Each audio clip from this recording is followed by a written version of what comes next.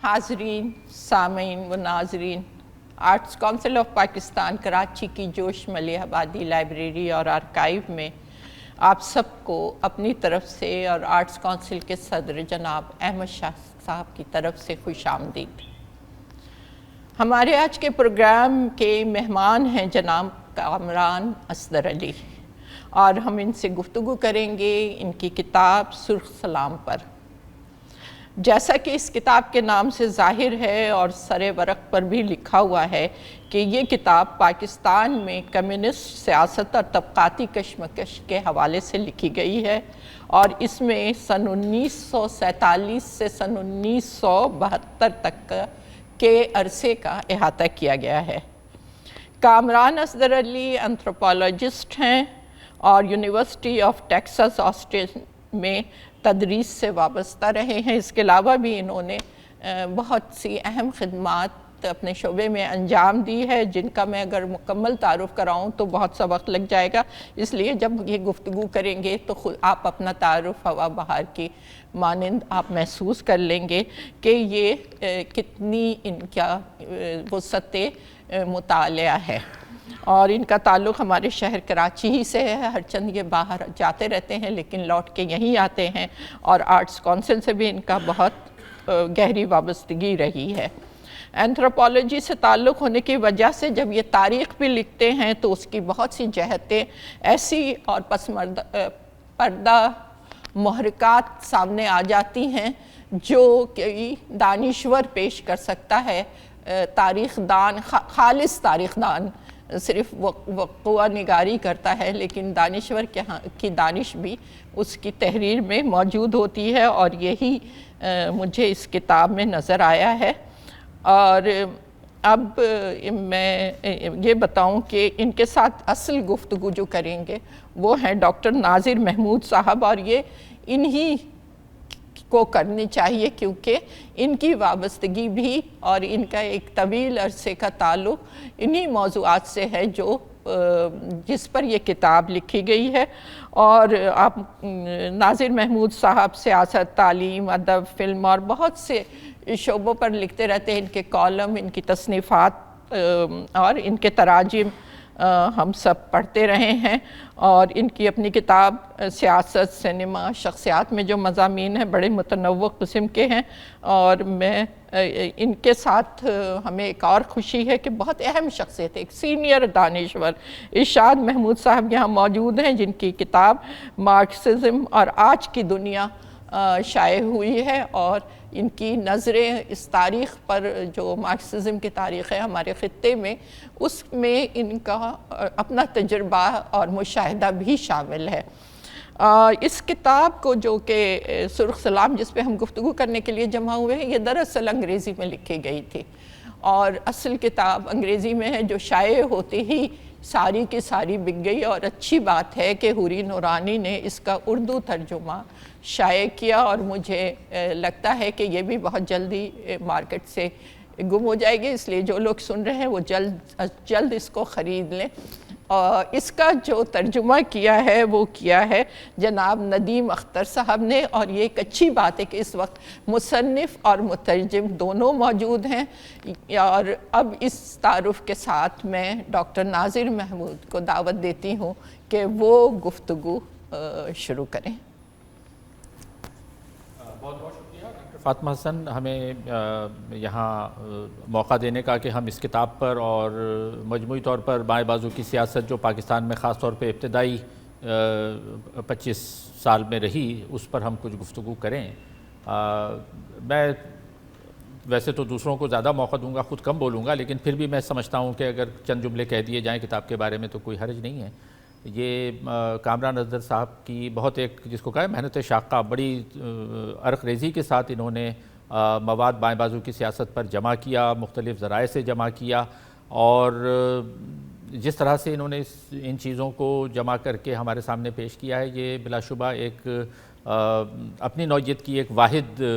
तसनीफ़ ये किताब बन गई है, क्योंकि बाएं बाजू की सियासत पर हमें चीज़ें मिलती नहीं हैं। एक तो ख़ुद बाएं बाजू के जो लोग थे, कम्युनिस्ट थे, उन्होंने लिखा बहुत कम, پاکستان کی سیاست کو سمجھنے کے لیے جن لوگوں نے لکھا ان لوگوں نے وہ اس میں زیادہ تر سول اور ملٹری بیوروکریسی کے افسر شاہی کے لوگ ہیں، انہوں نے اپنی نوعیت سے اپنی چیزیں اس میں بیان کی ہیں، لیکن ہمیں ایک حقیقی عوامی تاریخ، عوامی جدوجہد کی تاریخ پر کتابیں نظر نہیں آتی، بہت ہی اکا دکا کتابیں نظر آتی ہیں۔ تو یہ بہت قابل قدر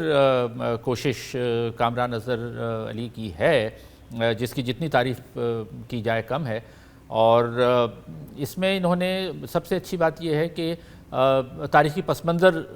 بیان کیا ہے، اور شروع میں تو خاص طور پر کمیونسٹ پارٹی آف انڈیا کے آغاز سے لے کر قیام پاکستان تک جو کمیونسٹ پارٹی آف انڈیا کی جو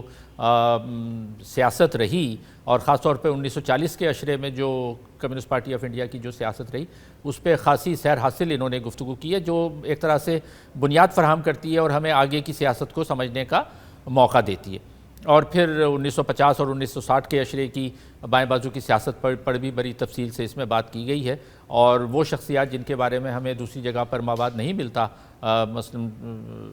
سجاد ظہیر صاحب، خود حسن ناصر صاحب، ان کے بارے میں بہت تفصیل سے باتیں کی گئی ہیں۔ اور اس کے ساتھ ساتھ بہت ایسے کارکنوں کا بھی ذکر ہے کہ جو اگر اس کتاب میں ذکر نہ ہوتا تو شاید وہ تاریخ کے صفحوں میں کہیں گم ہو جاتے، اور ایسے بہت سارے کارکنوں کا اس میں ذکر موجود ہے، جس میں ابھی افضل صاحب کا ہم ذکر تھوڑی دیر پہلے کر رہے تھے، محمد علی ملباری صاحب کا ہم ذکر کر رہے تھے۔ یہ ساری شخصیاتیں جن کے اوپر کچھ زیادہ اور لکھا نہیں گیا، لیکن اس کتاب میں انہوں نے وہ کھوج کر اور ڈھونڈ کر وہ چیزیں نکالی ہیں اور حالات و واقعات ہمارے سامنے پیش کیے ہیں۔ اس مختصر سی تمہید کے بعد میں گفتگو کا آغاز کرنا چاہوں گا اس بات سے، اس سوال سے کہ جب میں آپ سے سوال کر رہا ہوں، آپ سے میں سوال کر رہا ہوں کہ آپ نے 1940 کی کمیونسٹ سیاست کو دیکھا، تو اس زمانے میں جو کمیونسٹ پارٹی تھی، کمیونسٹ پارٹی آف انڈیا تھی، ظاہر ہے پاکستان بنا نہیں تھا، لیکن کمیونسٹ پارٹی آف انڈیا قومی سوال کو جس طرح سے لے رہی تھی، اور اس کتاب میں جو کامران صاحب نے بیان کیا ہے، میرا اپنا بھی تاثر پہلے یہ تھا کہ کمیونسٹ پارٹی نے جو ہے وہ پاکستان کی غیر مشروط حمایت کی، اور اس میں وہ بہت آگے تک نکل گئے، سجاد ظہیر بھی لکھتے رہے، لیکن اس کتاب کو پڑھنے کے بعد مجھے یہ اندازہ ہوا کہ وہ جو حمایت تھی پاکستان کی یا قومی سوال کو جس طرح سے کمیونسٹ پارٹی آف انڈیا دیکھ رہی تھی، وہ کوئی ایسی غیر مشروط بھی نہیں تھی، نمبر ایک، اور نمبر دو وہ ایسا نہیں تھا کہ انہوں نے ایک فارمولا بنایا ہو کہ ہمیں کرنا ہے اور آخر تک چلیں، اس میں بہت سے ہمیں اتار چڑھاؤ نظر آتے ہیں۔ یعنی اس کتاب میں کامران صاحب نے یہ بتایا ہے کہ ایک وقت میں وہ پاکستان کی حمایت کرتے ہیں، اور پھر کمیونسٹ جو ہیں وہ ایک ڈھل مل پن کا شکار ہو جاتے ہیں کہ کیا ہمیں یہ کرنا بھی چاہیے یا نہیں، پھر وہ یہ سمجھتے ہیں کہ جی یہ پاکستان جب بنے گا تو یہ ایک زیادہ ترقی پسند اسٹیپ ہوگا، اور پھر سال دو سال بعد پھر اس سے پیچھے ہٹ جاتے ہیں۔ تو ایسا لگتا ہے کہ کمیونسٹ پارٹی میں بیک وقت کئی سوچ کے دھارے چل رہے تھے، اور ایک کوئی سوچ کی یگانگی نہیں تھی کہ واقعی میں پاکستان کی حمایت کرنی ہے اور قومی سوال کو کیسے دیکھنا ہے، اور وہ وہی فارمولا اپناتے تھے جو کہ ماسکو سے انہیں دیا جاتا تھا۔ تو آپ اس چیز کو کیسے دیکھتے ہیں؟ آپ نے جو اس وقت کی 1940 کے عشرے کی سیاست کو دیکھی، تو کمیونسٹ پارٹی آف انڈیا قومی سوال کو کیسے دیکھتی تھی، کیسے سمجھتی تھی، اور اس نے جو پاکستان کی حمایت کی اس کے بارے میں آپ کیا سمجھتے ہیں؟ کس کی حمایت کی؟ کمیونسٹ پارٹی نے پاکستان کی جو حمایت کی۔ میں اپنی بات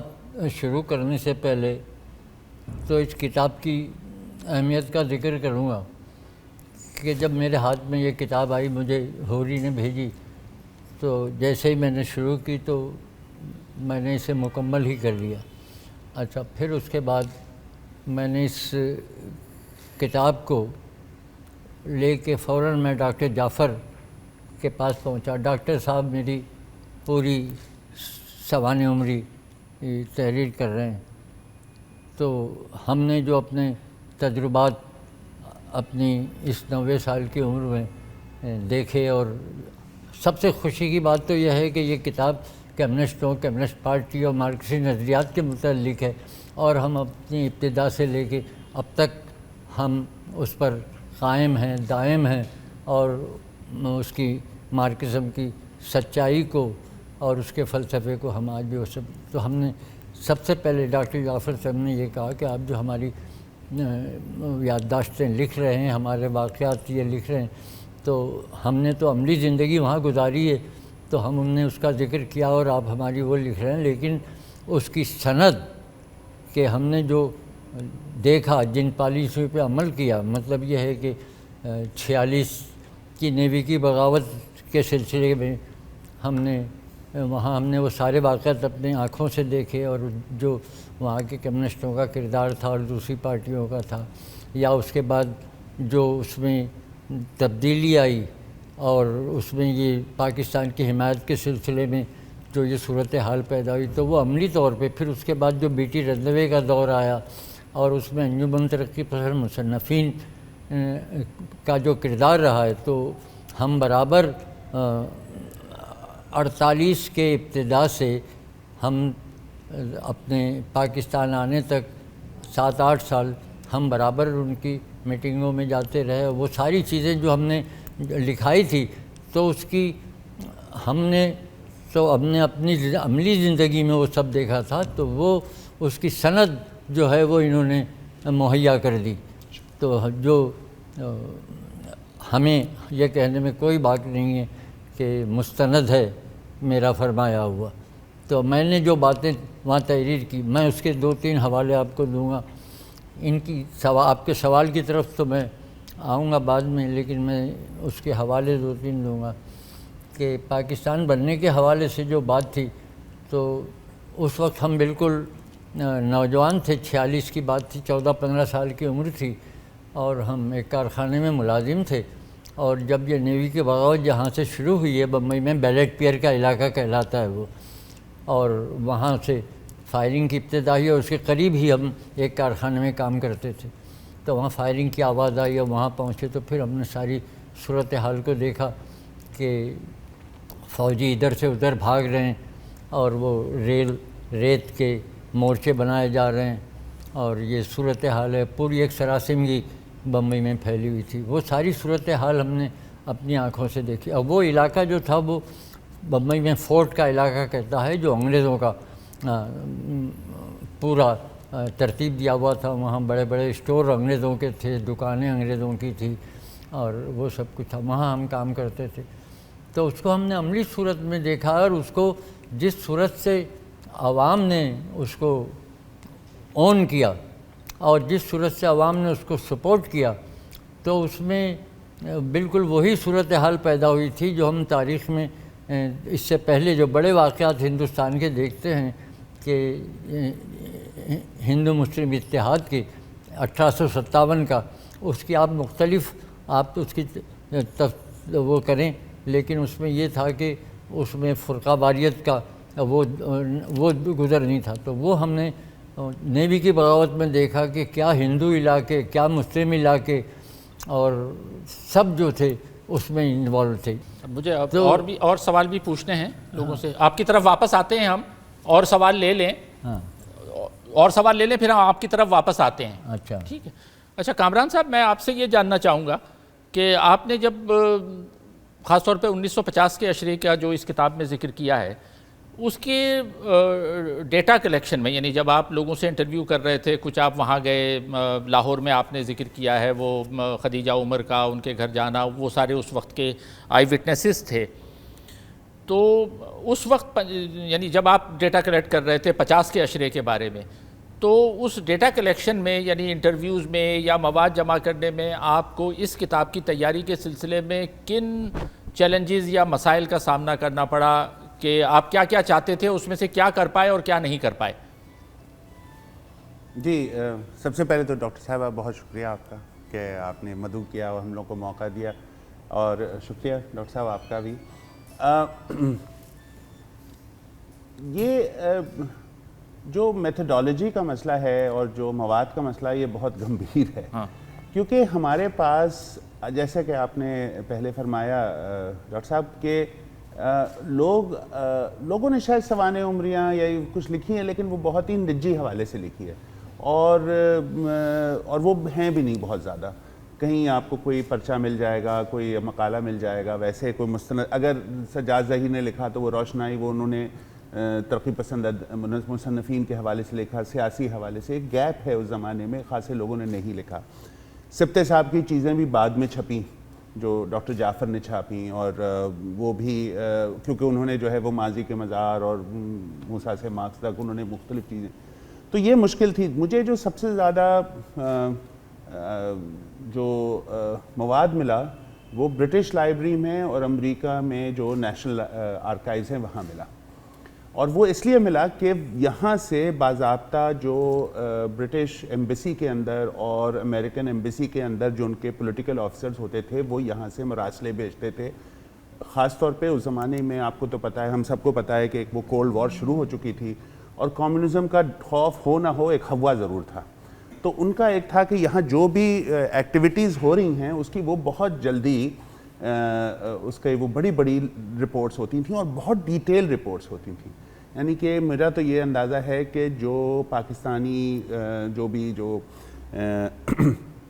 سی آئی ڈی کہہ لیں، انفارمیشن بیورو کہہ لیں، جو بھی ہماری سیکیورٹی ایجنسیز تھیں جو کہ ایک ہی تھیں ہندوستان پاکستان کی، اور وہ بھی ان کے اندر بھی بہت اس طرح کا انفارمیشن، تو ان کو بھی ایک طرح سے یہ لوگ فیڈ بھی کرتے ہوں گے یا ان کے،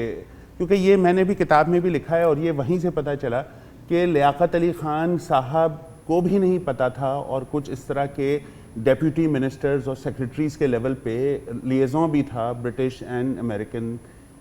امریکنز کے ساتھ. تو ایک تو وہاں بہت مواد ملا. دوسرا جو ہے وہ ظاہر سی بات ہے اخبارات کو دیکھا اور مختلف چیزوں سے اور پھر لوگوں سے گفتگو کی. ستم ظریفی یہ تھی کہ جب ہم نے یہ کام شروع کیا بہت سارے لوگ گزر چکے تھے، اور یہی تھا کہ ہم اگر 10 سال پہلے بھی شروع کرتے تو بہت سارے لوگ جو حیات تھے اس وقت ان سے بات ہو سکتی تھی، حتیٰ کہ اس زمانے میں جو لوگ سینٹرل کمیٹی یا پروونشل کمیٹیز وغیرہ میں تھے، ایرک سپرین تھے، جمال الدین بخاری تھے، اور بھی لوگ تھے. تو اتفاقاً یہ جو تھا، اور ایک جو بہت ہی اہم تھا وہ یہ تھا کہ احمد سلیم صاحب، جن کو آپ لوگ سب جانتے ہیں، صحافی ہیں، مصنف ہیں، ٹریڈ یونینسٹ رہے ہیں، ایکٹیوسٹ ہیں، اور اب ان کے بہت ہی امپورٹنٹ ساؤتھ ایشیا کی جو بائیں بازو یا ترقی پسند خاص طور پہ پاکستان کے حوالے سے آرکائیو انہوں نے بنائی ہے. تو ان کے پاس ایک رپورٹ تھی، پولیس رپورٹ تھی، سن 52 کی تھی، اور وہ رپورٹ میں وہ بنیادی طور پہ یہ شاید پولیس یا انٹیلیجنس بیورو کا یہ ہوتا تھا کہ وہ بنا کے وہ ساری سرکولیٹ کرتی تھی کانفیڈینشیلی. تو اس رپورٹ کو اس سے جو ہے اور لوگوں نے بھی فائدہ اٹھایا، لیکن یہ کہ ہمیں وہ رپورٹ ملی اور اس کے اندر جو جب گرفتاریاں ہوئی ہیں 51 میں پنڈی کانسپریسی کیس میں، اس وقت تک جتنے ریکارڈز تھے کمیونسٹ پارٹی کے جو کہ پولیس کے اس میں آئے،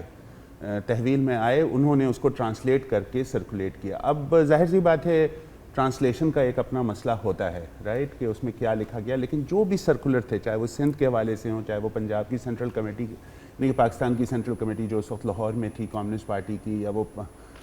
خیبر پختونخوا یعنی NWFP کے حوالے سے ہو، وہ بہت بڑا ذخیرہ تھا.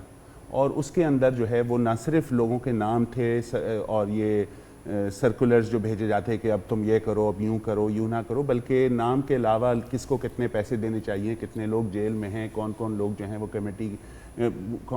پیڈ ممبر ہیں، فل ٹائمرز ہیں، کون جو ہیں وہ اثر میں ہے. اور کچھ اس طرح کے مقالے بھی تھے جن جیسے پیزنٹ کے حوالے سے، پیزنٹ موومنٹ کے حوالے سے یا ٹریڈ یونین کے حوالے سے ان کا کوئی موقف تھا سینٹرل کمیٹی کا، یہ کمیونسٹ پارٹی کا. تو یہ چیزیں تھیں. لیکن ڈاکٹر ناظر سب سے اہم بات یہ ہے کہ یہ ساری چیزیں ایک جگہ نہیں تھیں، اینڈ دے ور پیس میل. تو پھر ایک جیسے میں نے لکھا بھی ہے اور ہمارے ندیم صاحب نے اس کا ترجمہ بھی بہت اچھا کیا ہے، وہ ایک طرح کی، اگر آپ ایک مثال لیں اس کا، تو وہ ایک طرح کی آپ سمجھیے کہ ایک جسے وہ میں نے یہی مثال دی ہے کہ ایک کوئی واز ہوتا ہے جو ہمیں کسی آرکیولوجیکل سائٹ میں ملتا ہے، وہ ٹوٹا ہوا ہوتا ہے، اور اس کو ہم آہستہ آہستہ جوڑتے ہیں اور اس کی ایک شکل دیتے ہیں، لیکن شکل دینے کے باوجود اس کے اندر وہ دراڑیں رہتی ہیں، تو وہ ایک مکمل حقیقت نہیں بنتی، وہ ایک مکمل اس واز کی شیپ یا اس گلدان کی شیپ جو ہے وہ نہیں ہوتی جو کہ وہ اوریجنل صورت میں ہوتی ہے. لیکن ہم اپنی کوشش سے اس کو کوئی نہ کوئی شیپ دینے کی کوشش کرتے ہیں. تو جو مورخ کا کام یا ہم لوگوں کا کام یہی ہوتا ہے کہ ایک ڈیٹیکٹیو کا بھی ہوتا ہے نا، کچھ یہاں سے پکڑا، کچھ وہاں سے پکڑا، اور اس میں بات طویل ہو رہی ہے، میں ختم کرتا ہوں. فائدہ یہ بعض دفعہ یہ ہوتا ہے اور ہمیشہ نہیں ہوتا ہے کہ آپ کو ایک جگہ جو حوالے ملتے ہیں پھر دوسری جگہ اس کی ایک کڑی ملتی ہے، پھر آپ سوچتے ہیں اچھا ان میں کیا رابطہ تھا. فرض کیجئے کہ سجاد ظہیر صاحب جو ہیں وہ آ کر، یا میاں افتخار الدین ہیں، ان سب کی ایک نوابزادہ امتیاز علی خان تھے جو کہ ہمارے لیاقت علی خان کے چچا زاد بھائی بھی تھے. جی ذکر کیا آپ نے. اور چچا زاد بھائی بھی تھے، اور پہلی بیگم کے شوہر، پہلی بیگم جو تھی رانا لیاقت علی خان سے جو تھی، ان کے بھی وہ بھائی تھے. تو لیاقت علی خان جو تھے وہ جو ہے وہ کیڈٹ لائن کے تھے، یعنی کہ وہ ان کو وہ نواب تو تھے، نوابزادہ تو تھے، لیکن اگر وہاں پر پرنسپیلٹی رہتی تو شاید ان کو نہ ملتی، ان کے تایا کے بچوں کو ملتی. تو وہ لیکن امتیاز علی خان صاحب جو تھے وہ سجاد ظہیر اور میاں افتخار الدین کے پرانے دوست تھے، اور ان کا جو رویہ، اب ان سے بھی دوستی تھی تو ان کے یہاں بھی آنا جانا تھا، شاید کبھی چھپے بھی ہوں ان کے گھر، رائٹ جی. لیکن یہ کہ آپ کمیونسٹ پارٹی کے بھی ممبر تھے اور آپ پولیس سے بھی بھاگ رہے تھے، تو یہ ایک انٹرسٹنگ کلاس کا بھی جو ہے نا وہ ایک عنصر تھا، اور جو ایکچولی واز کوائٹ انٹرسٹنگ، کیونکہ پاکستان بننے کے شروع کے جو چند سال ہیں، یہ بھی سمجھیے ہم لوگ پاکستان کی جب تاریخ لکھی جاتی ہے ہم پرسنالٹیز کی بات کرتے ہیں، لیکن ہم یہ نہیں سوچتے کہ آخر ہم لوگوں کو بھی تو جو کولونیلزم کے خلاف لوگوں نے جد و جہد کی تھی، اور جو ہمارے ساتھ کھڑے تھے اس جد و جہد میں، ان سے ہمیں کوئی نفرت تو نہیں تھی. وہ تو بعد میں ہوا کہ یہ کمیونسٹ ہے اور یہ ہے، مطلب پہلے تو ہم سب نے، ہندوستان میں تو اس جد و جہد پہ بہت بات ہوتی ہے، لیکن پاکستان میں کبھی ہم یہ نہیں سوچتے کہ ہم نے بھی تو استعمار کو ہٹایا ہے. صحیح بات. اور جو لوگ ہمارے ساتھ سٹرگل کر رہے تھے وہ تو ہمارے دوست تھے، اور مسلم لیگ اور کمیونسٹ پارٹی نے خاص طور پہ 45-46 کا جو الیکشن ہوا اس میں تو ساتھ مل کر کام کیا. دانیال صاحب تھے اور بھی تھے، بالکل رائٹ، خاص طور پہ پنجاب میں، اور جو اس کا مینیفیسٹو آپ تو جانتے ہیں کتنا پروگریسو تھا، جس میں دولتانہ بھی تھے اور کیا نام ہے ان کا جو نہیں ممدود صاحب تھے، اور یہ عبداللہ ملک، اور یہ سب لوگ سب ساتھ شامل تھے نا. تو یہ تو اس وقت انہوں نے ان کو اپنے دوستوں کو رکھا، اس لیے نہیں کہ وہ کمیونزم، بس یہ تو ہمارے محب الوطن ہے، یہ بھی تو رویہ ہو سکتا ہے نا. تو سوری میں زیادہ بات ہو. ٹھیک.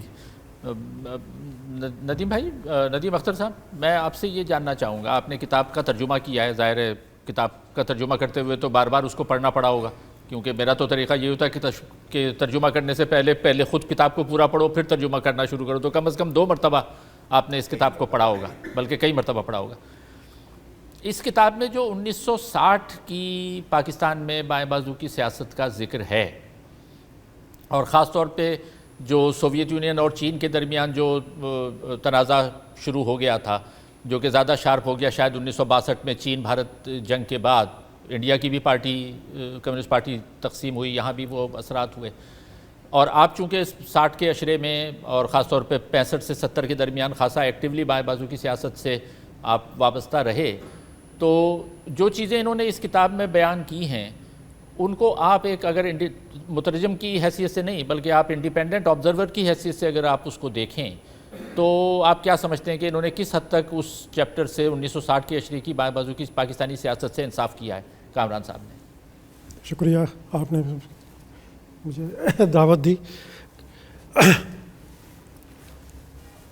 کتاب کا جو ترجمہ کرتے وقت جب میں نے اس کو پڑھا تو اس کو میں نے ذہنی طور پر جو سمجھا اس کو 3 حصوں میں نے تقسیم کیا. پہلا تو حصہ وہ ہے کہ جس میں کمیونسٹ پارٹی آف پاکستان جب تک بین نہیں ہوئی تھی اس وقت تک کی جو پوری داستان ہے اور اس کی جو تاریخ ہے اور اس میں جو مباحثے ہوئے ہیں پاکستان کے تخلیق کے حوالے سے، پاکستان کے سوال کے حوالے سے، پاکستان کی حمایت کی جائے نہ کی جائے، قومیت کے مسئلے پر، مسلم قومیت یا دوسری قومیت، جو کہ کیونکہ کمیونسٹوں کا تو قوم اور قومیت کے بارے میں بڑا واضح سٹینڈ ہے کہ یہاں تو اس سے نیگیشن تو ہوئی، وہ ہوئی تو اس سے ڈیبیٹ بھی ہوئی. اس ڈیبیٹ میں ظاہر یہ پوائنٹ آف ویو حاوی آیا کہ مذہب کی بنیاد پر بھی اگر کوئی اقلیت اپنے آپ کو قوم کہہ کر علیحدہ وطن مانگنا چاہے تو یہ اس کا رائٹ ہے کہ اس کو ملنا چاہیے. اس بنیاد کے اوپر اس کی حمایت کی گئی. جب حمایت کی گئی تو کمیونسٹ پارٹی کے بہت سے لوگ جو تھے وہ تحریک پاکستان کا حصہ بن گئے. یعنی جو یہاں ہمارے سندھی کامریڈ تھے وہ زیادہ تر جو تھے وہ تحریک پاکستان میں کمیونسٹ پارٹی کا جھنڈا اٹھا کے نعرے لگاتے تھے اور جلسے جلوس کیا کرتے تھے. تو وہ جو پورا چیپٹر ہے 47 سے 54 تک کا، اس کو انہوں نے ایک الگ طور پر دیکھا اور اس کو رکھا. پھر اس کے بعد جب پارٹی پہ پابندی لگتی ہے اور وہ زیر زمین چلی جاتی ہے، لیکن اس کے بعد بھی پاکستان میں پوری ایک اسٹرگل چل رہی ہوتی ہے، ترقی پسند جد و جہد چل رہی ہوتی ہے، بائیں بازو کی تحریک چل رہی ہوتی ہے. اس مسئلے کو کامران صاحب نے اس کو اٹھایا اور اس کو زیادہ وقت دیا اور اس کو زیادہ توجہ دی. یعنی وہ کیا تھا جو میں اس کا کرکس سمجھ پایا، وہ یہ تھا کہ جب پاکستان بنانے کے لیے پاکستانی قومیت کا ایک نظریہ پیش کیا گیا جس کو کمیونسٹوں نے بائے کیا اور اون کیا. اچھا، وہ جو پاکستانی قومیت کا نظریہ تھا وہ دو چیزوں پر اس کی بنیاد تھی. ایک تو بنیاد یہ تھی کہ آپ قوم کیسے ہیں. قوم اس لیے ہے کہ آپ کا مذہب ایک ہے اور آپ کی زبان ایک ہے، یعنی اردو اور اسلام. یہ پاکستانی قومیت کی ایک بنیادی شناخت بن گیا. اب ٹھیک ہے، پارٹیشن ہو گیا، پاکستان وجود میں آ گیا اب، اور اس وقت تو تقریباً 8% اقلیتیں تھیں، اب 2% رہ گئی ہیں، لیکن پریڈومیننٹلی ایک مسلم میجورٹی کنٹری تھا. تو اس کے بعد اس بحث کو ختم ہو جانا چاہیے تھا اور ہونا یہ چاہیے تھا کہ ایک پاکستان کو ایک قومی جمہوری ریاست میں تبدیل کر دیا جاتا. وہ نہیں ہوا. جب وہ نہیں ہوا تو اس کے بھی اپنے اسباب ہیں جو ہم ابھی بحث نہیں کریں گے، اس پر کافی دلچسپ بحث ہوگی اس پر. لیکن اس کے سبب یہ تھا کہ جیسے ہی پاکستان وجود میں آیا تو جو بہت زیادہ آرگنائزڈ انسٹیٹیوشنز تھے، جو ریاست کا سب سے منظم، ریاست یا معاشرے کا جو سب سے منظم ادارے ہوتے ہیں، آزادی کے بعد وہی پاور کو کیپچر کرتے ہیں. پاکستان میں بھی یہی ہوا کہ سول اور ملٹری بیوروکریسی اور مسلم لیگ کی جو فیوڈل کلاس تھی، یہ تین بہت طاقتور حلقے تھے، انہوں نے اقتدار کے اوپر قبضہ کر لیا. اب اس قبضے کرنے میں مسئلہ یہ ہوا کہ اگر آپ جمہوری پاکستان کو ایک آئین دیتے ہیں اور ایک جمہوریت میں تبدیل کرتے ہیں، ایک جمہوری ملک میں تبدیل کرتے ہیں، تو آپ کو اپنا اس قبضے سے دستبردار ہونا پڑے گا. اور آپ قبضے سے دستبردار نہ ہونے کے لیے آپ اس مذہب کو اور اردو زبان کو اور پاکستان کی سالمیت کو اور سیکیورٹی کو ایک ٹول کے طور پر آپ استعمال کریں گے تاکہ آپ اپنے آپ کو برسر اقتدار رہ سکیں، آپ کی بالادستی قائم رہ سکے. اب یہاں کانفلکٹ کریٹ ہو گیا. پاکستانی قومیت اور پاکستان بننے کے بعد جو پاکستان میں سینکڑوں ہزاروں سال سے جو قومیتیں آباد تھیں، ان کے درمیان ایک کانفلکٹ ایوالو ہو گیا. نیچرل تھا، وہ پہلے بھی تھا. مسلم اکثریتی صوبوں میں تو پہلے بھی قوم پرستی کی تحریک بڑی توانا اور مضبوط تھی، لیکن جب پاکستان بننے کے بعد انہوں نے جب اپنے حقوق کی بات کرنی شروع کی تو اس میں کیا ہوا کہ ایک مضبوط مرکز کی ضرورت تھی کہ اشرافیہ اپنی بالادستی قائم رکھ سکے. اس مضبوط مرکز کو قائم رکھنے کے لیے ضروری تھا کہ آپ یہ بتائیے کہ اگر آپ ایک ہی زبان قومی زبان ہوگی، ایک ہی نظریہ جو ہوگا وہ پاکستان کا نظریہ ہوگا، اور کوئی قومیت ایگزسٹ نہیں کرتی ہے لیکن وہ سب پاکستانی قومیت کا حصہ ہے. تو اس میں ایک جو کانفلکٹ شروع ہوا تو کامران صاحب نے اب کتاب میں اس کا دوسرا حصہ، جس کو میں سمجھتا ہوں کہ براڈ اگر میں اس کو تقسیم کروں تو دوسرا حصہ یہ ہے کہ جب کمیونسٹ پارٹی بینڈ ہو گئی، اس کے بعد جو پاکستان میں قومیتوں کا جو سوال شروع ہوا، انہوں نے اپنی زبان کا، اپنے کلچر کا، اپنی آٹونومی کا کے لیے مطالبے کرنے شروع کیے، جس سے مرکز کمزور ہوتا اور وفاق مضبوط ہوتا، پاکستان ایک جمہوری ریاست میں تبدیل ہوتا. وہ جب وہ تحریک شروع ہوئی تو اس تحریک کا پاکستان کی ریاست کی جو بالادست قوتیں تھیں ان سے ایک کانفلکٹ شروع ہو گیا. جب کانفلکٹ شروع ہو گیا تو پاکستان میں ایک جمہوری اور قومی حقوق کی ایک تحریک شروع ہو گئی. اس تحریک کا پورا احاطہ کامران صاحب نے کیا. اس کتاب میں، یعنی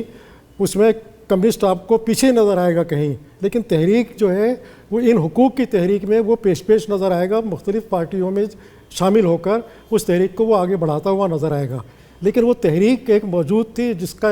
آپ نے احاطہ کیا۔ پھر جو تیسری چیز انہوں نے کی کہ وہ جو تیسرے حصے کو میں سمجھا وہ یہ کہ پاکستان میں بننے کے بعد طبقاتی کشمکش نے کیا شکل اختیار کی اور ادبی محاذ کے اوپر کیا ہلچل پیدا ہوئی، اس کو انہوں نے اکاؤنٹ فار کیا، اس کو بھی لکھا اور بہت ہی شاندار طریقے سے لکھا۔ اب یہ تین چیزیں یکجا ہو گئیں، تو اب جب تینوں چیزوں کو آپ یکجا کریں گے تو آپ یہ نہیں کہہ سکتے کہ کامران صاحب نے کوئی ایک روایتی طرز کی کمیونسٹ پارٹی کی تاریخ لکھی ہے، ایسی نہیں لکھی انہوں نے کہ جس میں ڈیٹ، تاریخ، کتابچہ، مراسلے کا نمبر، کب کہا، کیسے کہا، کمیونسٹ پارٹی کی پولیٹ بیورو کا اجلاس کب ہوا، سینٹرل کمیٹی کا کب ہوا، کس نے کس کو نکالا، کس نے کس سے سازش کی، یہ سب کچھ نہیں ہے۔ یہ پاکستان کی آزادی کے بعد تقسیم کے نعرے کو قبول کرنے کے بعد جو کمیونسٹ پارٹی کے اوپر گزری، خاص طور سے اس پاکستان میں جو موجودہ پاکستان ہے، اور اس کے اندر جو کرب تھا، اس میں جو درد تھا، اس میں جو اذیت تھی، اس میں جو دکھ تھا کہ لوگ اپنا اشرافیہ اپنا وطن چھوڑ کے آ رہی ہے، یہاں کمیونسٹ پارٹی دانشور مڈل کلاس کے اپر مڈل کلاس کے لوگ آ رہے ہیں، وہ سب پاکستان تحریک کو آگے بڑھا رہے ہیں، ٹارچر بھی بھگت رہے ہیں، گرفتار بھی ہو رہے ہیں، ایک وہ صورتحال، اور یہاں سے ہندوؤں اور سکھوں کا پورا انخلا ہو گیا تو کمیونسٹ پارٹی موجودہ پاکستان سے ختم ہو چکی تھی، کوئی بھی نہیں تھا، سب چلے گئے تھے،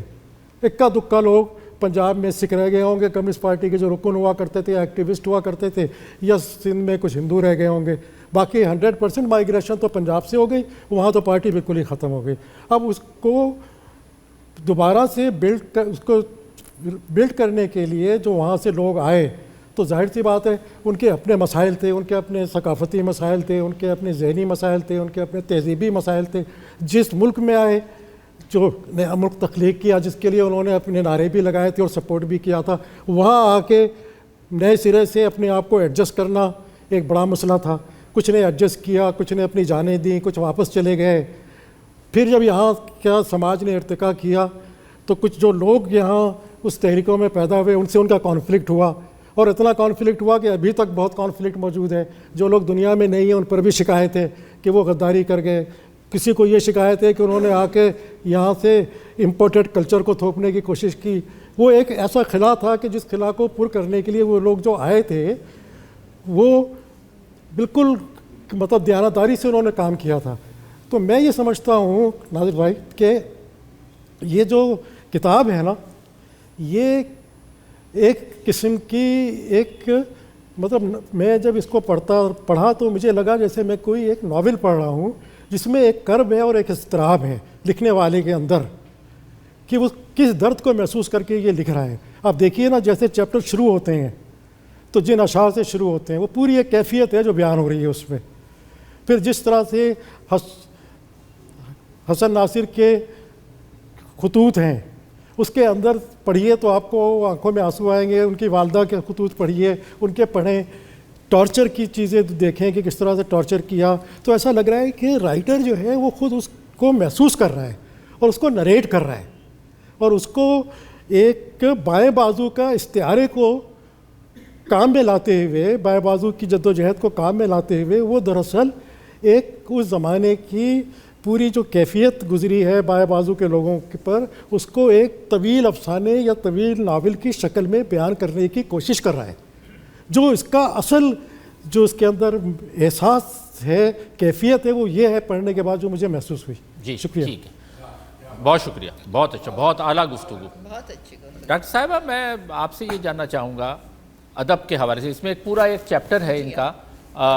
ادب سے، جس میں انہوں نے اس پہ ذکر کیا ہے کہ کس طرح سے انجمن ترقی پسند مصنفین بھی کمیونسٹ پارٹی کے زیر اثر آ کے ایک طرح کی انتہا پسندی کا شکار ہوئی۔ انہوں نے کامران صاحب نے باقاعدہ وہ لیٹر تک کا حوالہ دیا ہے جو سجاد ظہیر صاحب نے احمد ندیم قاسمی کو لکھا، اور وہ صرف اس بات پر کہ احمد ندیم قاسمی نے کچھ مذہب کا حوالہ دے دیا تھا، جس پر انہوں نے سجاد ظہیر نے ایک بڑا سخت قسم کا خط احمد ندیم قاسمی کو لکھا، اور احمد ندیم قاسمی خود اتنے ہارڈ لائنر نہیں تھے، بلکہ بعد میں تو ان کا جو تھا اس پہ ہم بات نہیں کر رہے ابھی. لیکن میں جو آپ سے جاننا چاہوں گا، چونکہ آپ کی ادب پر بڑی گہری نظر ہے، جو ترقی پسند تحریک اس دور سے گزر رہی تھی جس میں وہ انتہا پسندی کا شکار ہوئی، لیکن اس کے ساتھ ساتھ جو دوسرے رائٹرز تھے، یعنی جو ترقی پسندوں میں اپنے آپ کو شمار نہیں کرتے تھے، وہ بڑے کھل کر اس کی مخالفت میں بھی سامنے آئے. تو مجھے جہاں یہ بات بری لگتی ہے کہ ترقی پسند انتہا پسندی کا شکار ہوئے، وہاں مجھے یہ بات بھی گراں گزرتی ہے کہ تاثیر جیسے لوگ، خود انتظار حسین جیسے لوگ، ناصر کاظمی جیسے لوگ، اور جو کہ خود بہت اچھے رائٹرز تھے، بڑے اچھے شاعر تھے، بڑے اچھے افسانہ نگار تھے، ادب میں ان کا بڑا مقام ہے، اس سے کوئی دو رائے نہیں ہو سکتی. انتظار حسین صاحب، تو میں آپ سے یہ جاننا چاہوں گا کہ یہ جو دونوں طرف کی انتہا پسندی ہوئی، کہ ایک طرف تو کمیونسٹ ترقی پسند جو تھے وہ کسی ایسے کو ترقی پسند ماننے پہ تیار نہیں تھے کہ جو ادب برائے زندگی نہ لکھے، اور دوسری طرف ادب برائے ادب والے وہ لوگ تھے جنہوں نے بڑے کھل کے باقاعدہ محاذ بنا کر ترقی پسندوں کی مخالفت کی. آپ اس کو کس طرح سے دیکھتی ہیں؟ یہ بہت بڑا ایک موضوع ہے، اور اس میں کچھ دانستہ کوشش کی گئی، وہی کہ جس نظریے پہ پاکستان کو قائم کیا گیا تھا اس کو ادب میں بھی مسلط کیا جائے. تو میں یہ کہوں کہ نظریہ خواہ کوئی بھی ہو، وہ بائیں بازو کا ہو یا دائیں بازو کا ہو یا کوئی تیسرا بازو اس کے لیے پیدا کیا جائے، ادب اس کو نہیں قبول کرے گا. ادب اس کے دائرے سے، اس سانچے سے نکلے گا، اور نکلا. اور آپ نے دیکھا کہ پھر ہمارے ہاں وجودیت کو، ایگزسٹینشلزم کو بھی بائیں بازو کے لوگوں نے ہی، جن کا رجحان ترقی پسندی کی طرف تھا، انہوں ہی نے صحیح طور پہ اس کو قبول کیا، اور ایک لیفٹسٹ ایگزسٹینشلزم بھی یہاں پر پیدا ہوئی، اور انہوں ہی نے سروائیو کیا. میں خود اس نسل سے ہوں جو 70s کی ہے، اور میرا یہ ڈائلیما رہا کہ ایک طرف تو مجھے ترقی پسند نہیں مان رہے تھے جبکہ میں لیفٹسٹ پالیٹکس میں اسٹوڈنٹس کی تھی، دوسری طرف مجھے رائٹسٹ جو ہیں ان سے میرا کوئی نظریاتی بالکل اختلاف تھا، شدید اختلاف تھا. یعنی میں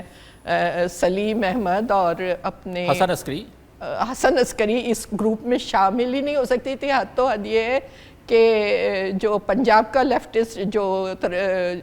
وجودی گروپ تھا اس سے بھی نہیں ایسوسیٹ ہو رہی تھی. تو پھر میں بالکل ایک ایسے گروپ میں شامل ہوئی جو ایگزسٹینشیلسٹ تھا اور جو سارتر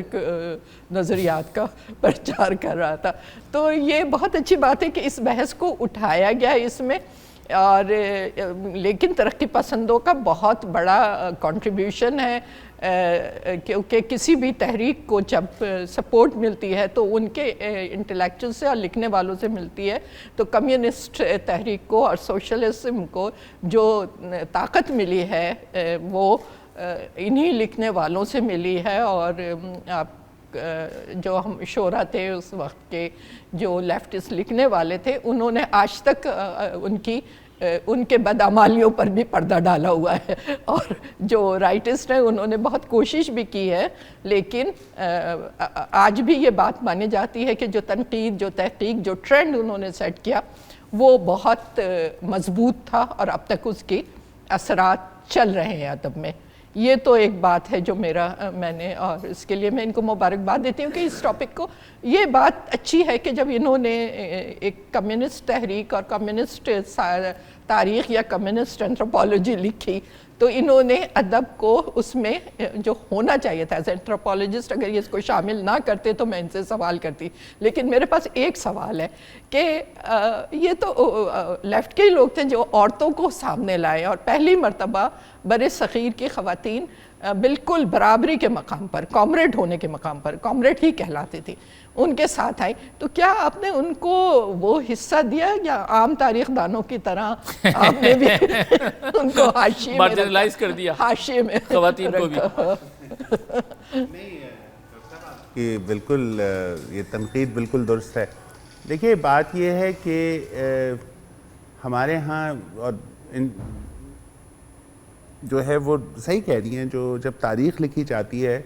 تو وہ خاص طور پہ اس طرح کی جدوجہد کی تاریخ لکھی جاتی ہے وہ زیادہ تر مردوں کی تاریخ ہوتی ہے. ہم روزہ لگزمبرگ کے بارے میں جانتے ہیں اور کلپنا دت کے بارے میں جانتے ہیں، لیکن ہندوستان کے اندر بھی بہت ہی ٹریڈ یونین میں خواتین تھی. خاص طور پہ سعد صاحب نے ذکر کیا بمبئی میں تو خاصے لوگ تھے، اور پھر ہمارے نہیں رشید جہاں کا تو میں نے نہیں کیا اس طرح سے ذکر، لیکن یہ کہ وہ بھی کمیونسٹ پارٹی میں تھی، اور بھی لوگ تھے. حاجرہ صاحبہ تھیں جو زید احمد سے جن کی شادی ہوئی تھی، وہ الہ آباد میں ورکرز کو آرگنائز کرتی تھیں. اور بھی بہت سارے نام ہیں، اور ادب کے اندر بھی اور ویسے بھی. اور ظاہر سے رشید جہاں اور ان کے شوہر دونوں کمیونسٹ پارٹی کے ممبر بھی تھے، اور ان کے ہی وجہ سے شاید فیض صاحب اور اہل صاحبہ کی ملاقات ہوئی، کیونکہ محمود ظفر وہاں امرتسر میں پڑھاتے تھے اور تاثیر بھی پڑھاتے تھے، اور تاثیر کی جو سالی تھیں اہل صاحبہ ان کی وجہ سے تو بہت کچھ یہ ترقی. لیکن اس سے زیادہ آپ دیکھیے آج دیکھیے نا رضیہ سجاد ظہیر، رضیہ دیکھیے میں نے اس طرح سے احاطہ نہیں کیا، اور میں نے بیچ بیچ میں کچھ چھوٹے باب ہیں جس میں کوشش کی میں نے کچھ خواتین کو لانے کی، جیسے جون افضال تھیں، اور یا جو ہے وہ جن کا آپ نے ذکر کیا خدیجہ عمر صاحبہ تھیں، اور کچھ لوگوں کو اس طرح سے، کیونکہ وہ میں نے جب لکھنا آپ ہم سب جب کتاب لکھتے ہیں تو ایک نیریٹو سٹائل ہوتا ہے، لیکن بعد میں خیال آتا ہے کہ میاں یہاں تو یہ بہت بڑا جھول ہے، اور جب تک وہ جھول پورا کرنے جاؤں کہتے ہیں اس کے اور 3-4 سال لگیں گے. تو وہ میری کوتاہی ہے، کمزوری ہے کتاب کی، میں بالکل مانتا ہوں. لیکن جو اب میں دیکھ رہا ہوں، اب رضیہ سجاد ظہیر صاحبہ وہ مطلب پائے کی ٹرانسلیٹر ہیں، اور پھر افسانے بھی لکھتی ہیں، اور خود ادیب ہیں، اور وہ سیاسی کارکن بھی ہیں، اور انہوں نے 5-6 سال چھوٹی چھوٹی بچیوں کے ساتھ جھیلا، جبکہ سجاد ظہیر یہاں جیل میں تھے یا وہ الگ تھے. اور سجاد ظہیر کے جو والد اور ان کے بڑے بھائی، ان لوگوں کا جو ایک اپنا روایتی گھرانے کا جبر تھا وہ بھی انہوں نے سہا. حتیٰ کہ اب میرے پاس آپ لوگوں کو شاید پتہ ہو کہ سجاد ظہیر کے بہت سارے آرکائیول جو کام ہیں یا ان کے خطوط یا بہت سارے ڈاکیومنٹس اب سجاد، میں پلگ کر دوں، سجاد ظہیر ڈیجیٹل آرکائیو آپ جا کے دیکھیں، اور ان کی بڑی صاحبزادی کے توسط سے اور امبیدکر یونیورسٹی دہلی کے توسط سے ہم نے وہ آن لائن کر لیا ہے، اور وہ دیکھیں تو اس میں جو آپ کو خطوط ملتے ہیں رضیہ سجاد ظہیر کے 62 کے 63 کے 64 66، وہ مطلب ویسے تو ہے کہ وہ کہتے ہیں کہ بھائی جو ہے اپندر ناتھ اشک کی جو بیوی ہے یا فلاں کی بیوی ہے وہ پبلشنگ کے اس نے کھولا ہوا ہے، تم کیوں نہیں کھولتی؟ کہتے ہیں تم جو ہے وہاں پر بیٹھے ہوئے ہو اور وہاں پر جو ہے وہ کمیونسٹ پارٹی کا کام کر رہے ہو، رسالہ نکال رہے ہو، اور میں یہاں لیکچراری کر رہی ہوں، بچیوں کو پال رہی ہوں، میرے پاس کیا ان کے طرح میں فرصت سے ہوں؟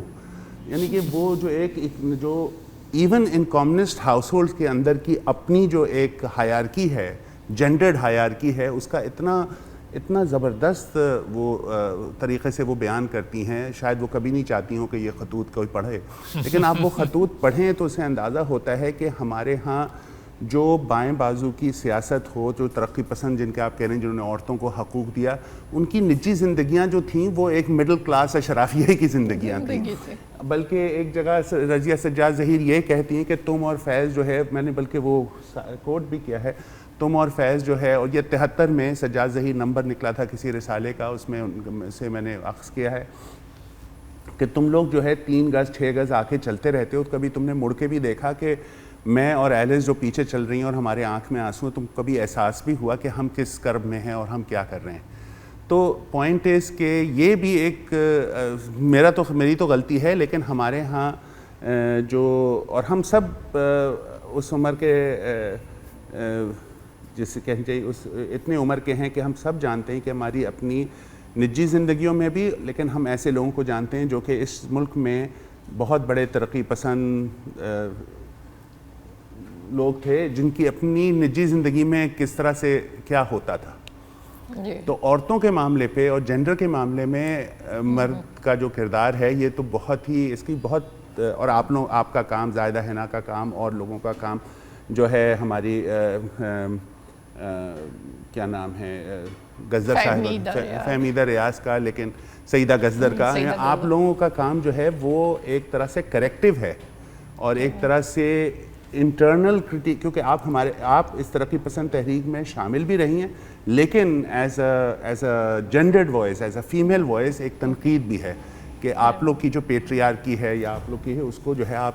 سمجھیں. تو ظاہر سی بات ہے وہ اس کتاب میں تو اس طرح سے میں نے نہیں جس حد تک کوشش کی،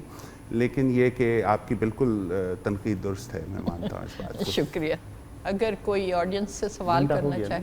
جی میرا سوال وہ ہم نے پہلے ڈسکس بھی کیا تھا کہ اور ناظر صاحب نے بھی کہا، آواز آ رہی ہے آپ کو؟ جی اب آ رہی ہے۔ جی ناظر صاحب نے بھی جیسے کہا تھا کہ ابتدائی 25 سال کا زیادہ اس میں تذکرہ ہے کمیونسٹ پارٹی کے حوالے سے، کمیونسٹ تحریک کے حوالے سے، لیکن میں سمجھتا ہوں اس وقت مشرقی پاکستان بھی ہمارے ساتھ شامل تھا، تو وہاں کی کمیونسٹ پارٹی یا کمیونسٹ سرگرمیوں کا یا وہاں کی تنظیم کا اس میں ذکر کہیں خال خال ملتا ہے اور نہیں ملتا۔ تو میرا سوال تو یہ تھا کہ کیا یہ کمیونسٹ پارٹی یہاں کی اور وہاں کی جو تھی اس میں کوئی آپس میں تعلق نہیں تھا اور دونوں انڈیپینڈنٹ تھے؟ جو ہم تاریخ میں پڑھتے ہیں وہ تو یہ ہے کہ کلکتہ میں جو 1948 میں اجلاس ہوا تھا تو اس میں 2 کمیونسٹ پارٹیاں بن گئی تھی، کمیونسٹ پارٹی آف انڈیا اور کمیونسٹ پارٹی آف پاکستان، لیکن ایسٹ اور ویسٹ پاکستان کی کوئی الگ کمیونسٹ پارٹی شاید نہیں بنی تھی۔ یہ وضاحت فرما دیں۔ آپ اپنا نام بھی بتا دیں چونکہ ریکارڈ ہو رہا ہے۔ میرا نام انور اقبال۔ انور اقبال صاحب، آپ کی بھی تنقید بالکل درست ہے۔ تو یہ درست ہے کہ جب مارچ 48 میں جو کانگریس ہوئی کلکتے میں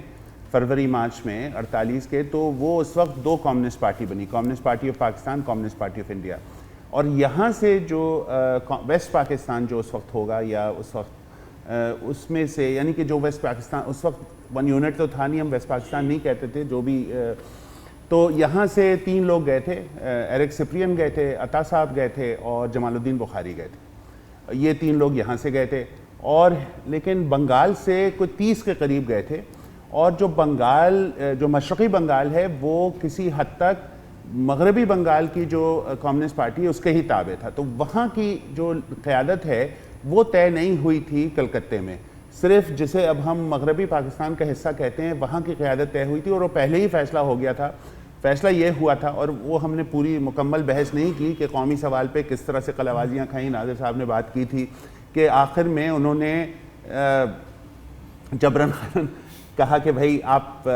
ہم ایک پارٹی بنا دیں گے، لیکن امید یہ تھی کہ کچھ دنوں میں انقلاب آ جائے گا اور ہم سب ساتھ ہو جائیں گے۔ ہاں، تو لیکن انہوں نے وہاں پر کہا تھا کہ جو مسلم کاڈر ہے، جو سینئر مسلم کاڈر ہے وہ پاکستان جائے، اور وہ وہاں پر جو ہے وہ، کیونکہ جو وہاں سے جو سکھ اور ہندو جو لیڈرشپ تھی جس کا ذکر ندیم صاحب نے کیا، وہ آ گئے تھے اور وہاں پر منظم کرنے کے لیے یہ لوگ جائیں۔ تو اس سے پہلے جب راندیپ صاحب اس میں جو بن گئے اور پی سی جوشی صاحب ہٹے، لیکن اجے جوش وغیرہ جن کے اوپر جو یہاں کے فیصلے کرتے تھے، اجے جوش نام تھا ان کا، اجے گھوش، اجے کمار گھوش۔ تو لیکن بات یہ تھی کہ ہاں، مطلب یہ بھی عجیب سی بات ہے کہ اگر ہم کمیونسٹ ہیں تو ہم تو اس پہ نہیں یقین رکھتے کہ مسلمان کون ہے، ہندو کون ہے، سکھ کون ہے، لیکن ہم نے مسلمان کاڈر کو یہاں بھیجا اور ایک خاص طبقے کے مسلمان کاڈر کو یہاں بھیجا۔ اور تو وہ تو بنگال کا مسئلہ وہ ہے کہ بنگال کے اوپر اگر میں تفصیلاً جاتا تو وہ ایک پوری علیحدہ کتاب بنتی، وہ پوری کتاب علیحدہ بنتی۔ ہاں، اور وہ اس کے اور یہ بات ہے کہ کمیونسٹ پارٹی جو 54 تک کی جو پارٹی تھی، جو کہ ظاہر سی بات ہے ایک ہی پارٹی تھی، بعد میں جو جس کا ذکر ڈاکٹر ناظر نے بھی کہا کہ جو 60 کی دہائی میں جو دراڑیں پڑی وہ تو علیحدہ بات تھی، لیکن وہاں پر جو جسے ہم کمیونسٹ پارٹی سوویت یونین کے اثر کے حوالے سے وہ پارٹی کہتی ہیں، اس کا ہمارے جو ویسٹ پاکستان کے اندر جو کمیونسٹ پارٹی ہے اس سے رابطہ تو رہتا تھا، لیکن ایک دوسرے کے تابع نہیں تھے۔ میں آپ کو اس میں تھوڑے سے ایڈیشن کروں کیونکہ میں نیب ولی گروپ میں تھی جی، اور متیا چودھری بہت ایکٹیو وہاں پر ان کی لیڈر تھی، اور ابھی چند برس تک تو وہ پہلے بھی وہ حیات تھیں اور ان کا بہت کام ہے ابھی بھی۔ وہ میں جب ڈھاکہ گئی تھی تو ان کو ڈنڈے پڑے تھے اور وہ خبر آئی تھی چند برس پہلے کی۔ اچھا، تو جو اسٹوڈنٹس تھے وہ نیب ولی گروپ میں تھے اور پھر ان کو کمزور کرنے کے لیے نیب بھاشانی گروپ بنایا گیا تھا۔ یہ تو اب دیکھیے نا، تو یہ تو بہت بات آپ صحیح کہہ رہی ہیں، لیکن 60 کی دہائی کے اندر گو کہ ہم لوگ یہ کہہ سکتے ہیں کہ بھاشانی گروپ جو تھا وہ بھاشانی گروپ جو تھا وہ ایود آمریت کے بارے میں ایک ہلکا ہاتھ رکھتا تھا، بالکل تو رکھتا تھا، لیکن 60 کی دہائی میں وہ بہت مقبول بھی ہوا، کیونکہ بین الاقوامی طور پہ جو کچھ ہو رہا تھا اور ان کی جو ایک رویہ تھا گھیراؤ جلاؤ اور ریڈیکلزم کا، اس کو خاص طور پہ 60 کی دہائی کے آخری چند سالوں میں ان کی ایک بڑی مقبولیت تھی، اور ایک اس لیے بھی تھی کہ ان کا بڑا اینٹی ہندوستان بھی ایٹیٹیوڈ تھا، تو بہت سارے مڈل کلاس لوگ کمفرٹیبل فیل کرتے تھے ان کے طرف جانے کے لیے، رائٹ، اور روس کا ایک جو ہندوستان کے ساتھ، تو بہت ساری کلچرل وجوہات بھی تھیں۔ کہ وقت کم ہے تو ہم ایک سوال لے کر، لیکن آپ کا سوال اور آپ کا سوال۔ السلام علیکم۔ وعلیکم السلام۔ میرا نام مختار مظہر ہے، بہت اچھا لگا آپ لوگوں کی گفتگو سن کے۔ ندیم صاحب نے کہا، جیسے آپ کی پورے کتاب کا ہم نے ایک تھوڑا سا سم اپ کیا، میں کائنڈ آف آفٹر ورڈ کا ایک کامنٹ لینا چاہوں گی آپ سے کہ اب جو ہم جس سچویشن میں ہیں، جس میں کمیونسٹ پارٹی کو تو چھوڑ دیجیے، ایک وفاقی ایک نصاب اور ایک جو انہوں نے کہا کہ قومیتوں کی اپنی شناخت ہٹا کے جو آپ کی کتاب کے حوالے سے بات ہے، آپ کیا دیکھتے ہیں کہ یہاں سے ہم کہاں جا رہے ہیں؟ اب تو یہاں پہ مسلسل ایک کہانی، ایک یونیفارمٹی اس کو پھیلانے کی کوشش کی جا رہی ہے جانب۔ اب آپ کیا دیکھتے ہیں کہ یہاں سے آگے آپ اس خطے میں یا اس ملک میں کیسے دیکھتے ہیں؟ دیکھیے، شاید ناظر اس کا بہتر جواب دے سکیں، اور لیکن میں صرف 2-3 چیزیں کہوں گا، اگر طویل ہو جائے تو مجھے روک لیجیے گا۔ بات یہ ہے کہ یہ جو بات ہے یونیورسلزم کی، یونیفارمٹی کی، یہ پرانی کہانی ہے۔ یہی بات جو ہے وہ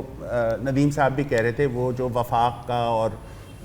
جو سینٹرلائزیشن کا سارا مسئلہ یہ شروع ہی سے ہے، اور جو ٹینشن جو ہے، جو تناؤ ہے طبقاتی سیاست میں، اور ہماری جسے میں کہوں گا ڈفرنس، یعنی کہ جو ہماری قومیتیں تھیں اور مختلف قسم کے جو ہم میں فرق تھا، اس کو کس طرح سے، اور یہ بات 70 کی الیکشن میں بالکل صاف آ گئی تھی سامنے، یعنی کہ 70 کے الیکشن میں ہم نے دیکھ لیا تھا جو قومی سوال تھا وہ بڑے وینجنس سے سامنے آیا تھا، جس کو انہوں نے مختلف طریقے سے ریزالو کیا، آرمی کے ذریعے اور دبا کے، اور پھر 73 میں بھٹو صاحب نے جو کیا اور جو کچھ بھی کیا۔ تو سیاست جو ہے ہمارے ہاں ان چیزوں کو اور سمجھنے کی ضرورت ہے کہ ہمارا جو اقتصادی مساوات کا مسئلہ ہے یا سماجی انصاف کا مسئلہ ہے وہ تو ہے، لیکن ہمارے ہاں جو ڈفرنس کا مسئلہ ہے وہ بھی ہے۔ تو ایک ایبسٹریکٹ طور پہ ہمیں اس طرح کی سیاست سوچنی ہے جس میں یہ دونوں چیزیں ہم آہنگی سے لے کے ہم چلیں، کیونکہ جو سماجی اور اقتصادی انصاف کا مسئلہ ہے وہ تو نہیں گیا، جو کہ ہمارے یہاں طبقاتی مسئلہ تھا، لیکن جو مختلف قومیں رہتی ہیں، مختلف لوگ رہتے ہیں، مختلف لوگوں کی جو امنگیں ہیں ان کو بھی لے کے چلنا ہے۔ اور دوسری بات، اور یہ میرے خیال ہے میرے دوست اس سے بہتر کریں گے، میں کوئی بہت بڑا مفکر نہیں ہوں مستقبل کے بارے میں، لیکن جو ہمارے پاس جو مارکسی نظریہ تھا، اور اس دن ہماری جب رونمائی ہوئی تھی اس کتاب کی، ہمارے دوست ندیم اختر صاحب نے یہ بھی فرمایا تھا، جو مارکسی نظریہ تھا تبدیلی کا، یہ عمران خان والی نہیں، مطلب پتہ نہیں آپ یہ ٹیپ میں ڈال سکتی ہیں یا نہیں، لیکن جو ایک انقلاب کا وہ تھا وہ یہ تھا کہ ہم پرولتاریہ ہے، اور پرولتاریہ ایک جگہ اکٹھی ہوتی ہے اور پھر اس کو کلاس ان اٹ سیلف بنتی ہے، اور اس کے بعد انسریکشن ہوتا ہے۔ لیکن آج آپ دیکھیے کہ ہمارے ہاں 60 سے 70% جو ورکنگ کلاس ہے وہ ڈیلی ویجر ہے یا کانٹریکٹ پہ ہے، یعنی کہ وہ جو ایک ہمارے ہاں حالات تھے جس میں ہم ایک پرولتاریہ، ایک انڈسٹریل حوالے سے اکٹھے رہتے تھے، اور ان کی ایک وہ بہت، یعنی کہ جو لوگ فارمل سیکٹر میں بھی کام کر رہے ہیں انڈسٹریز میں، وہ بھی اس وقت 85-86 دن کے اندر ان کو بے دخل کر دیا جاتا ہے اور ان کو نیو کانٹریکٹ دیا جاتا ہے، لیکن بیشتر لوگ، اور بڑے مسائل ہیں، فوڈ سیکیورٹی کے مسئلے بہت، تو ہمیں جو بائیں بازو کے لوگ ہیں، یہی ندیم اختر صاحب اس دن کہہ رہے تھے کہ ہمیں کوئی قرآنی صحیفہ نہیں ہے کہ ہم اس پہ جو ہے اطاعت کریں اور فلاں یہ کہا، بلکہ ہمیں نئے سرے سے سوچنا پڑے گا۔ مسئلہ وہی ہے اقتصادی اور سماجی انصاف کا، بالکل، لیکن ہمیں نئے سرے سے اپنی سیاست کو سوچنا پڑے گا کہ وہ کون سے لوگ ہیں جو اگر ہمارے جڑے ہوئے ہیں ان لوگوں سے جو بنیادی طور پہ ہم جو ورکنگ کلاس ہے اس سے اگر ہمارا ایک سولیڈیرٹی ہے، تو ورکنگ کلاس کی اس وقت حیثیت کیا ہے؟ What is the form of the working پور ہیئر رائٹ ناؤ؟ سوری، آپ کچھ کہہ رہی ہیں؟ مجھے ایسا لگتا ہے کہ اب مدارج کا تعین کرنا پڑے گا، تھوڑی بہت شکل رہ گئی ہے اب، جو کم از کم جو ہم دیکھ رہے ہیں یہاں پہ، اگر آپ عوامی ورکرز پارٹی دیکھ رہے ہیں یا منظور بشتی ان کی موومنٹ سندھ میں کافی ایسی آپ نے دیکھی ہوئی کئی سالوں سے, کئی زمانے سے. اب بائیں بازو کی جو تھوڑی بہت ایک شکل رہ گئی ہے اب یہاں پہ نظر آتی ہے, پنجاب میں تو بہت ہی کم ہے, اسٹوڈنٹ لیول کی بھی بہت کم رہی ہے ہمیشہ سے, اور جگہوں پہ زیادہ رہی ہے.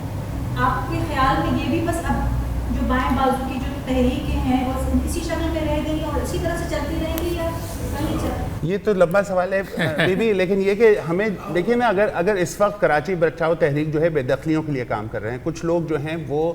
فوڈ سیکیورٹی کے لیے کام کر رہے ہیں, کچھ لوگ جو ہیں وہ انوائرمنٹ کے لیے کام کر رہے ہیں, ہم لوگوں کو تو ان سب میں شامل رہنا ہے, کیونکہ یہ اگر جس طرح سے بہرحال یہ لمبا سوال ہے. آخری سوال آپ کا. میرا سوال تھوڑا سا ملتا جلتا ہی ہے. آج میں تھیٹر پڑھاتی ہوں, میرا نام سمیرہ نذیر ہے اور ایک کتاب بھی لکھوائی ہے. تو میں نثار صاحب کو ایک مضمون اپنی کلاس کو پڑھ کر سنا رہی تھی, جس میں انہوں نے 1972 میں لکھا تھا, اور وہ کچھ درختوں کے کاٹے جانے کے بارے میں کہ اتنے درخت کٹ جائیں گے تو افسانہ نگار افسانہ کیسے لکھے گا, کہانی کتھا سب غائب ہو جائے گی. بڑا خوبصورت مضمون ہے. تو میں ایسے لوگوں کو ویژنری کہتی ہوں, تو آپ لوگوں سے بھی میں یہ ایکسپیکٹ کرتی ہوں تو اپنی پوری اس ویژن کو بروئے کار لا کر اس میں مختصر بتا دیں کہ 50 سال بعد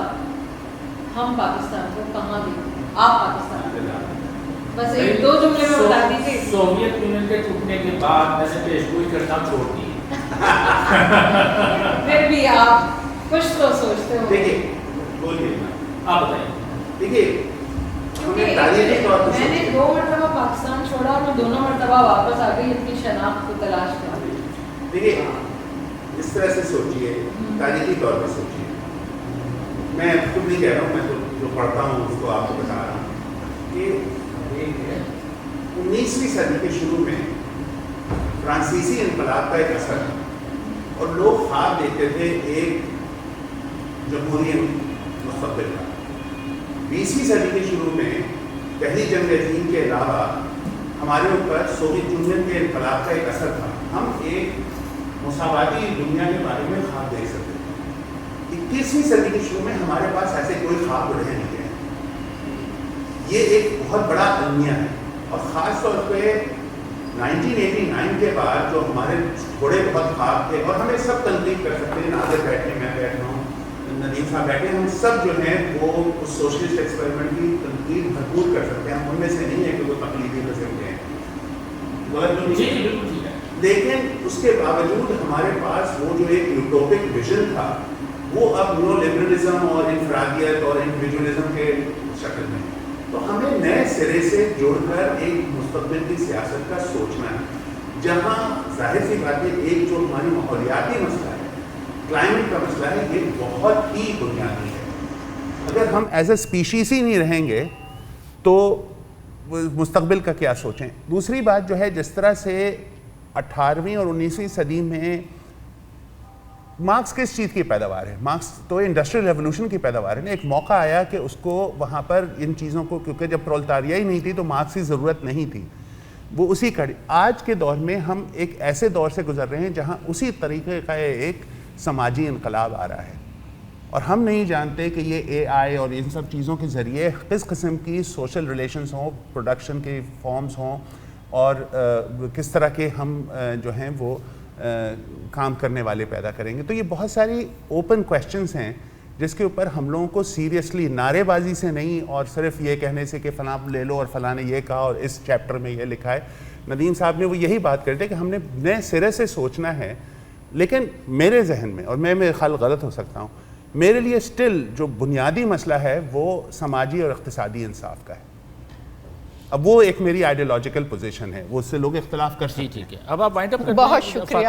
یا آپ کچھ کہنا چاہ رہے ہیں؟ کامران اصغر علی, بس میرا خیال ہے کہ جی بعد میں کر لیں گے, وائنڈ اپ کر لیں. نہیں, گفتگو تو بہت ہو سکتی ہے اور میرے ذہن میں بھی بہت سے سوالات ہیں, لیکن چونکہ اب وقت کافی ہو چکا ہے تو بادل ناخواستہ ہم اس